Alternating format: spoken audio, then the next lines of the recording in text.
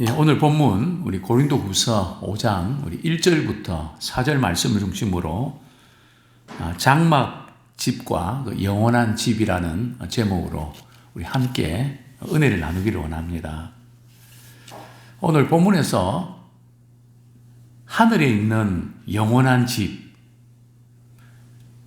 어떤 것을 가리킬까요? 오늘 지금 장막집과 영원한 집을 대조하고 있는데요. 하늘에 있는 영원한 집은 어딜까요? 천국일까요?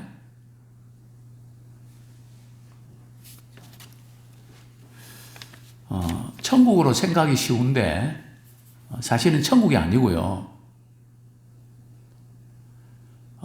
부활할 때에 변화된 몸을 가리킵니다. 왜냐하면 지금 고린도후서 우리 4장 16절부터 이렇게 쭉 보면 지금 겉사람과 속사람을 비교하고 있거든요. 이어서 이제 5장 우리 1절부터 우리 4절까지 이렇게 보면 장막집과 영원한 집이 있는데 우리 2절 말씀 보면 하늘로부터 오는 우리 처소로 덧입기를. 이 하늘로부터 오는 우리 처소. 또 우리가 덧입는 거. 이걸 뭘 의미하는가 하면 바로 이제 우리가 육체는 언젠가 썩어지지만 우리 주님 다시 오실 때 부활하게 되는 부활체를 가리킵니다. 그래서 이 육신의 장막은 어떤 걸 가르칠까요? 우리가 이 세상에 지금 살아가는데 우리 이 육체, 그죠? 이 육체의 장막집, 언젠가는 무너집니다. 그죠? 아무리 좋은 약을 쓰고 몸에 좋은 거 다 먹어도 성경은 말씀합니다. 70이고 강건하면 80이다. 물론 평균 지금 우리나라 평균 수명은 지금 여자분들이 좀 많대요. 보니까요. 86세라고 이야기하는 분도 계시지만은 그러나 문제는 참 건강하게 그렇게 오래 살아야지 아프고 또 자녀들에게 부담 주고 건강하지 못한 상태에서 참 오래 가면 그것도 참 짐이죠. 그래서 참 우리 육신의 장막집이 언젠가는 무너진다.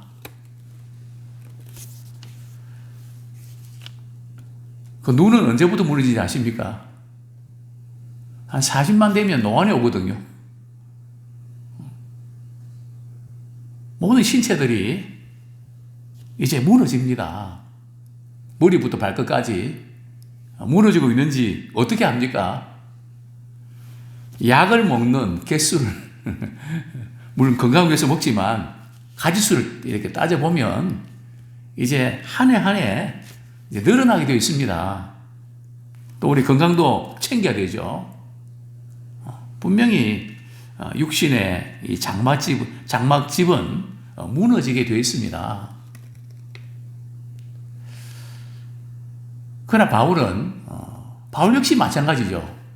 특별히 고생을 많이 한 분들이 육체적으로 많이 약해지는 것을 보게 됩니다.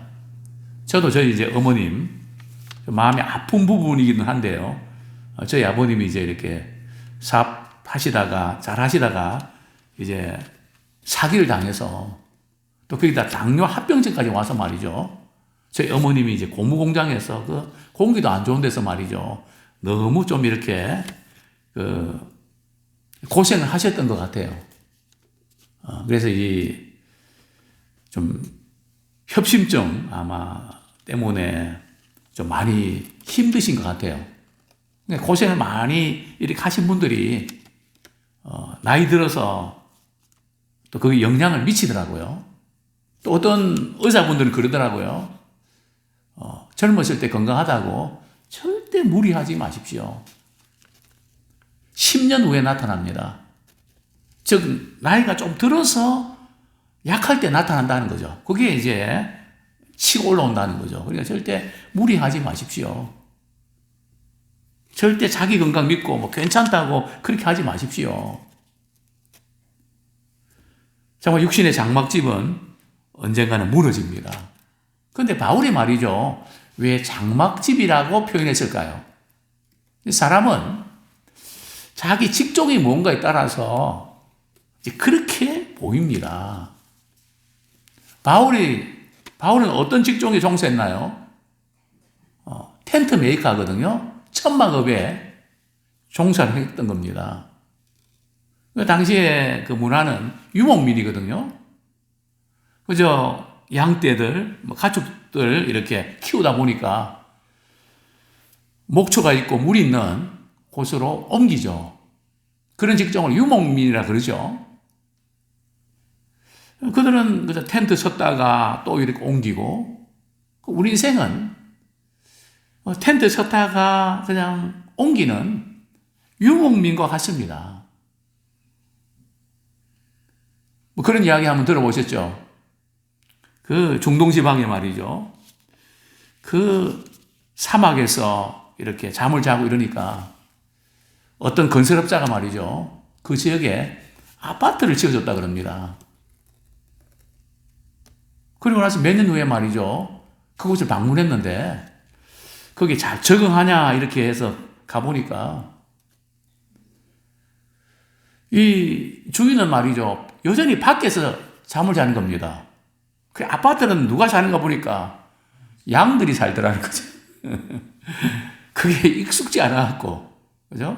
텐트 생활, 그냥 거기에 익숙해서 그 사람은 익숙한데 적응하게 되어 있단 말이죠. 어쨌든 우리의 육신의 장막집은 이제 무너지고, 정말 우리 장막 거둘 때 칠 때는 어려운데 거둘 때 금방 걷지 않습니까? 우리 인생도 그렇습니다. 자, 그런데 우리는 이 육신의 장막집이 무너지면 끝나나요? 저는 그리스도인들 가운데도 나이가 들면서 사람이 죽으면 마치 끝나는 것처럼 우리는 절대 끝나는 게 아니거든요. 분명히 우리는 천국에 대한 소망이 있고요. 또 우리 주님 다시 오시면 우리는 다시 살아난단 말이죠. 그래서 우리 천국에서 주님과 영원히 사는데 그것은 전혀 관심이 없는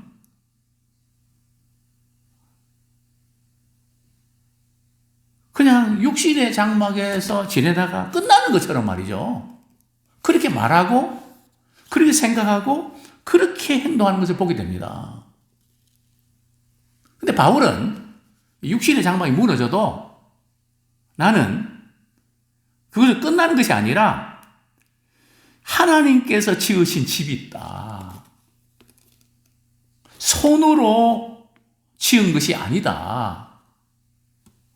하늘에 있는 영원한 집이 있다. 이제 거기에 대한 확신이 있어야 됩니다. 부활의 소망에 대한 확신이 있어야 됩니다. 그러니까 우리 신자가 고난을 당하거나 죽음이 찾아와도 극복할 수 있는 비결은 이 세상에 사는 것으로 끝나는 게 아니란 말이죠. 또 우리 이 세상에 살면서도 정말 이렇게 의미 있게 우리가 살 수밖에 없습니다. 왜요? 우리는 뭐 육신의 장막은 언제 무너지면 끝나는데 뭐 이래 사나 저래 사나 뭐 그게 아니고요. 육신의 이 장막이 있는 동안에 우리가 무슨 말을 하고 어떻게 행동하고 어떻게 돈을 쓰고 어떻게 살았는지 그 모든 것이 말이죠. 다 비디오에 말이죠. 다 이렇게 찍혀서 기록된 것처럼 언젠가 우리 인생의 결산을 주님 앞에 보고할 날이 온다는 거죠. 우리는 정죄에 대한 심판을 받지 않습니다. 그러나 이 세상에 있는 동안 너 어떻게 살았니?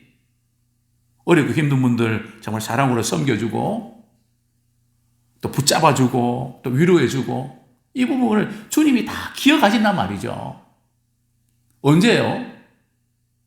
우리 주님 다시 오시면 이제 우리의 육체가 변화됩니다. 고통도 질병도 죽음도 없는 하늘로부터 오는 처소, 그죠? 신령한 몸으로 변화가 됩니다. 우리가 이것을 알기 때문에 우리는 어떤 고난과 역경 가운데 낙심치 않고 소망을 갖게 되는 것입니다. 하늘에 있는 그 집은 어떤 집이라고요?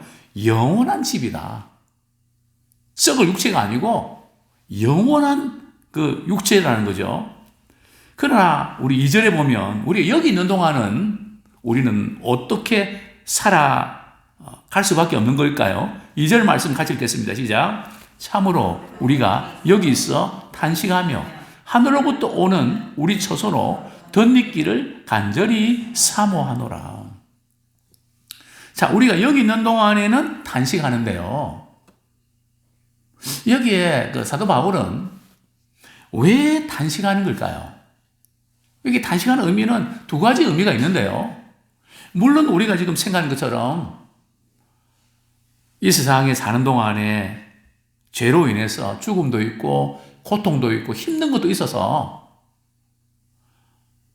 좀 탄식하게 되죠. 그런 의미가 없는 것은 아닌데요. 그것이 1차 의미는 아닙니다. 여기서 지금 사도 바울이 또 우리 믿음의 사람들이 이 세상 살아가면서 탄식하는 것은 그런 종류의 탄식이 아니고요. 어떤 탄식일까요?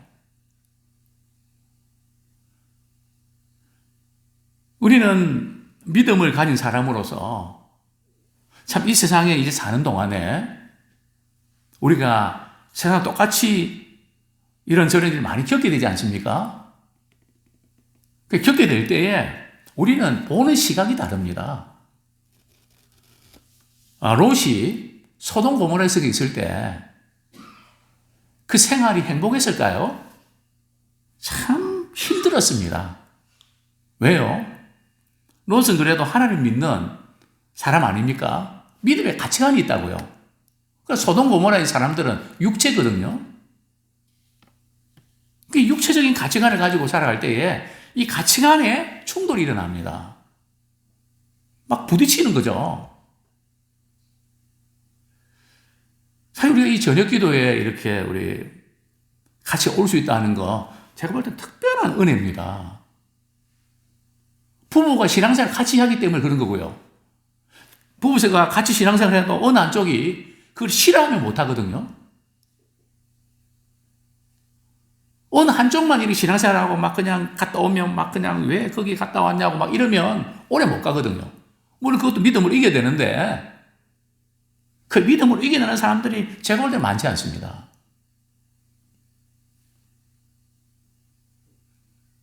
왜냐하면 이 가치관이 충돌이기 때문에 자꾸 부딪히거든요. 꼭 뭐 신앙생활 그렇게 해야 되나?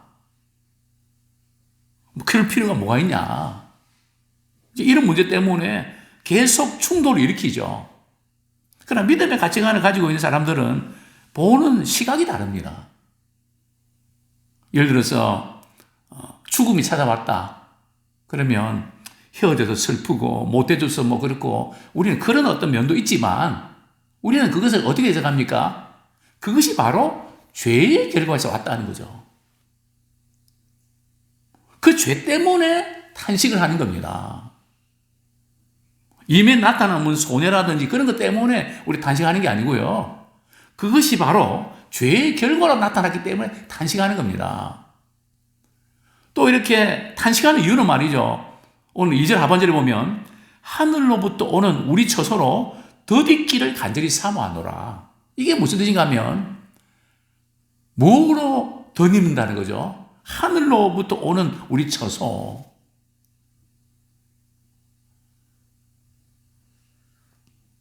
즉 하나님께서 우리의 죽은 육체를 말이죠. 변화시켜서 우리를 부활의 육체로 바꿔주는, 우리가 육신의 몸을 갖고 있지만 부활의 몸으로 덧입는 그것을 사모하기 때문에 탄식하는 겁니다.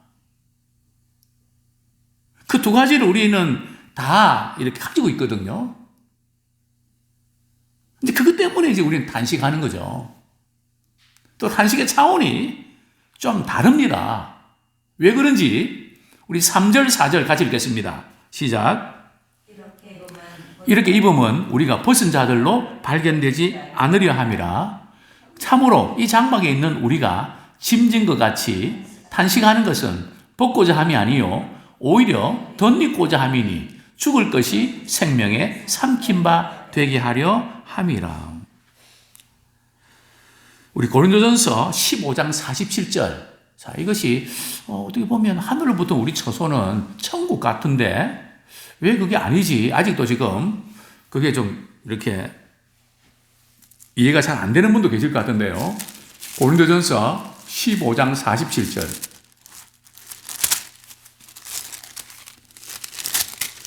같이 한번 읽겠습니다. 시작. 첫사람은 땅에서 났으니 흙에 속한 자이거니와 둘째 사람은 하늘에서 나셨느니라. 즉 하늘에서 났다. 흙에 속한 자의 형상.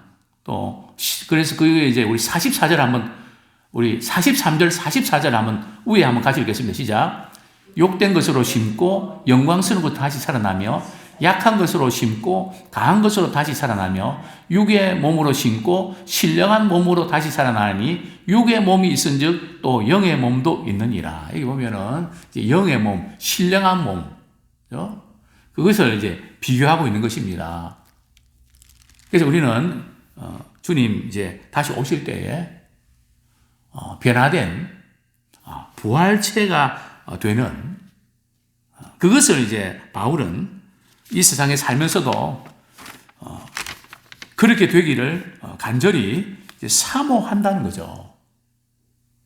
자, 그런데 여기서 우리가 조금 짚고 넘어가야 될 부분들이 벗고자 함이 아니요 덧입고자 함이라. 우리 예수 믿는 사람은 육신의 장막을 가지고 이 세상에 살아가는데 질병도 많고 고통 많은데 빨리 죽어야 되겠다. 이 세상에 사는 게 뭐 의미가 있냐? 그런 의미일까요? 그렇지 않습니다. 신자들에게 육신은 말이죠. 하나님이 거하시는 전입니다. 그러니까 우리 육체 이 부분도 우리 그리스도인들은 대단히 소중합니다. 하나님이 기뻐하시는 그것을 위해서 우리의 몸을, 우리의 삶을 주님께 드려야 됩니다. 절대 우리 헬라인들처럼 당시에 영지주의에 있는 사람들처럼 육체는 악하고 영혼은 귀하기 때문에 육체를 자꾸 이렇게 괴롭혀야 그래야 이 영혼이 탈출한다. 그래갖고 이제 금욕주의가 나오고 막 육체를 때리고 막 그래갖고 말이죠. 그런 게 나왔거든. 왜냐하면 막 때려야 이게 붙어있는 영이 말이죠. 놀래갖고 도망친다고. 뭐 영적인 존재가 그런 건가요? 그게 바로 이제 영지주의. 몸은 악하고 영혼은 귀하다. 근데 바울이 말하는 그게 아닙니다. 육신의 장막이 무너지긴 하지만 육신도 하나님이 주신 선물입니다. 물론 인간이 우리 죄를 지었지만 그러나 우리는 거듭나서 정말 주님을 기쁘시게 하는 그 육체가 되기 원합니다. 성경은 계속 그걸 강조하고 있지 않습니까? 그래서 육체의 그 몸 벗고자 하는 것은 다 필요 없으니까 그냥 빨리 죽었으면 좋겠다. 그래서 천국 가면 좋겠다. 그런 게 아니고요. 바울은 덧입기를 원합니다. 이게 무슨 의미일까요? 여기서 우리가 알 수 있는 것은 바울은 말이죠. 뭘 원했는가 하면 자신이 살아있는 상태에서 주님 다시 오셔서 몸이 변화되는 그것을 간절히 원했습니다. 그게 바로 내가 벗은 자로 발견되지 않게 하려 함이라. 그 의미입니다. 이게 상당히 참 벗은 자가 발견되지 않게 하는 의미가 참 어려운 해석인데요. 당시에 사람들은 사람을 이해할 때에 육신과 영혼으로 구분했는데요. 이제 육신이 죽으면 육신은 이제는 끝나고 영혼만 불변합니다. 흙으로 돌아가니 끝난단 말이죠. 그래서 육신은 아무 쓸모없다. 그래서 육신을 굉장히 안 좋게 여겼죠. 그러면 사람이 죽으면 어떻게 되나요?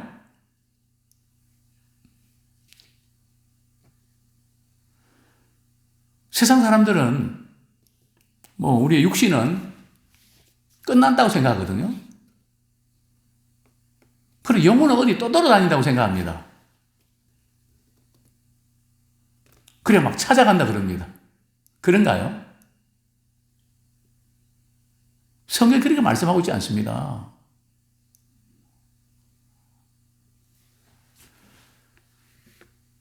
예수를 믿었는가 안 믿는가에 따라서 달라지겠죠. 그래서 이제 이 바울은 벗은 몸이다. 물론 예수 믿는 사람들은 벗은 몸이 아닙니다. 왜냐하면 로마서에 보면 우리 세례받는 것이 뭘 의미를 하는지 아십니까? 우리 성경 말씀 한 구절 찾아보겠습니다.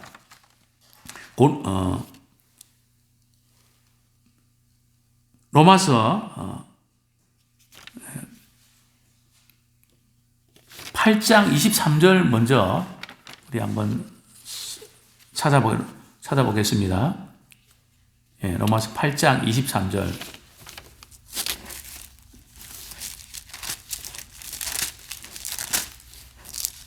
예, 로마서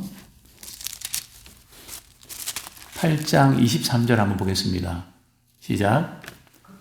그뿐 아니라 또한 우리 곧 성령의 처음 익은 열매를 받은 우리까지도 속으로 탄식하여 양자될 것 곧 우리 몸의 속량을 기다리느니라. 지금 우리가 성령의 사람도 말이죠. 속으로 탄식하는 주님 이제 앞에 서게 될 때에 참 양자되는 부활에 그것을 기다리게 된다는 거죠. 자, 그 다음에 우리 로마서 6장 3절 한번 같이 읽겠습니다. 로마서 6장 3절 시작. 무릇 그리스도 예수와 합하여 세례를 받은 우리는 그의 죽으심과 합하여 세례를 받은 줄을 알지 못하느냐. 우리가 세례 받는 그 자체가 바로 예수님과 합하는 그런 의미가 있고요. 또 이것이 또 다른 본문에서는 그리스도로 옷 입는 거다. 그리스도로 옷 입는 거다. 이렇게 표현하고 있는데요.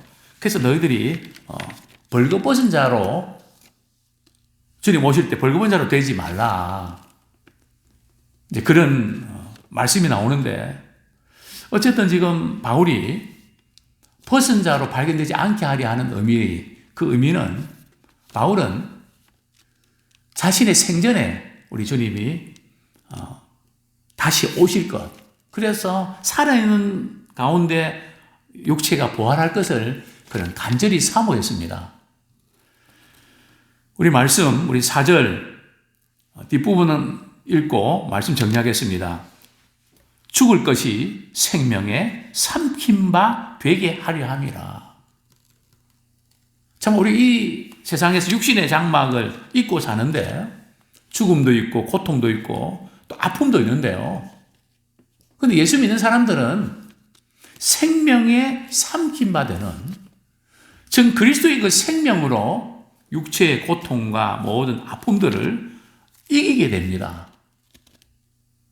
우리가 믿음으로 승리하는 비결이 바로 예수의 생명으로 육체 생활하면서 겪게 되는 그 모든 것들을 우리의 믿음으로 이겨내는 것입니다. 물론 이 완전한 부분들은 우리 주님 오실 때 완전히 완성이 되죠. 그러나 이 세상에 있는 동안에도 우리는 그런 경험을 합니다. 그냥 내 의지, 내 생각, 내 방법으로 뭔가 이걸 극복하고 애를 쓴 그게 아니고요. 우리는 부활의 소망을 가지고 또 내 안에 예수의 생명이 있기 때문에 그 생명으로 육신의 모든 연약함들, 또 고통들, 한계들을 이렇게 극복하게 될 줄로 믿습니다.